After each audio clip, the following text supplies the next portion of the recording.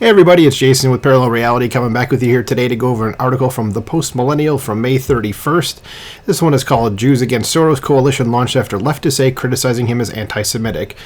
So I've had a number of other videos about this as well, and the people who tend to throw out the anti-Semitic word without really knowing what it is or how it applies to things, and calling George Soros anti-Semitic is actually true. The man is an admitted Nazi sympathizer. Go look up the things that he said about helping the Nazis hunt down Jews in Europe. And before people out there say, well, he's Jewish, well, yeah, he still did this, though.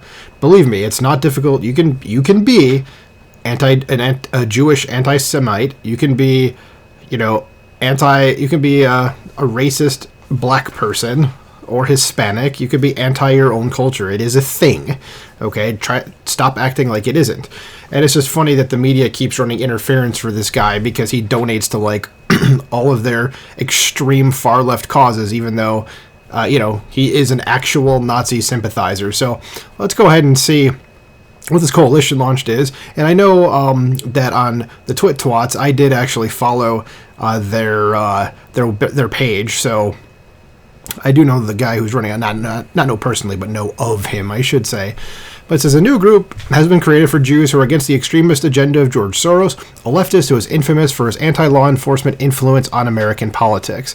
So led by senior Newsweek editor Josh Hammer, that's the guy I was referring to. There's a Missouri Attorney General candidate Will Scharf. Jews Against Soros pledges to fight back against common left-wing smear that opposition to Soros and his sprawling network of political organizations is anti-Semitic, which it is not. Let's make that abundantly clear.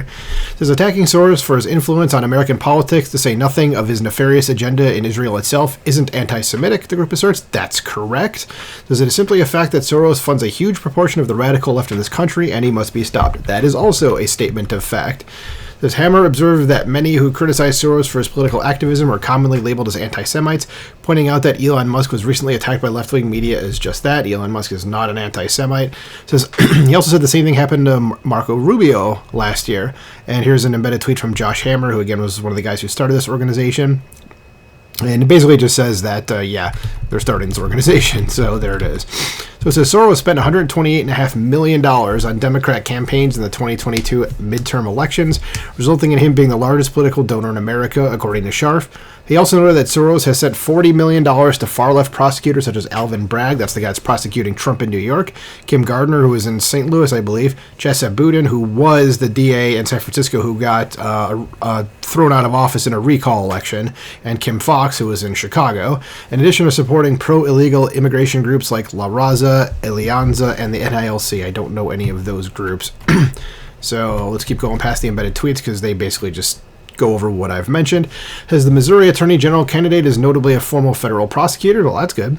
So Scharf also claims that Soros has quietly been a key donor of the boycott, divestment, and sanctions movement, which he says seeks to delegitimize Israel in the eyes of the world. So that BDS movement is an actual anti-Semitic movement. So it's funny that people criticizing George Soros are labeled as anti-Semites, but yet he's funding an actual anti-Semitic movement. Okay, sure. Yeah, it's a backwards world, folks. Says he additionally accused Soros' foundations of backing coalitions that are known to be linked to Palestinian terrorists, including the Popular Front for the Liberation of Palestine. And he said Soros' values are not Jewish values. Scharf concluded in a Twitter thread announcing the new initiative. Opposing Soros' leftism is not anti-Semitic, and now more than ever, Jews need to stand up and fight against Soros and those who support his radical agenda. And I don't think it's just Jews that need to do it. I think it's just everybody, because this man is a one-man wrecking ball in terms of bringing this country down, which is what he wants to do. He's going to benefit from it.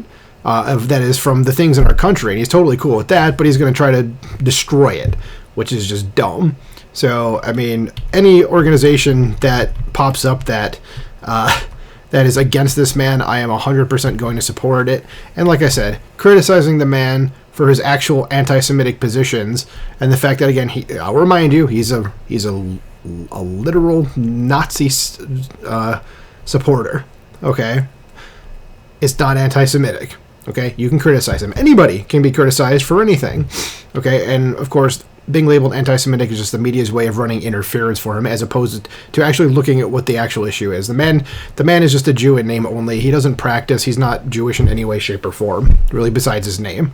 And again, he's a Nazi sympathizer, so that just throws any sort of relations to Judaism out the freaking window. So let me know what you guys think in the comments below.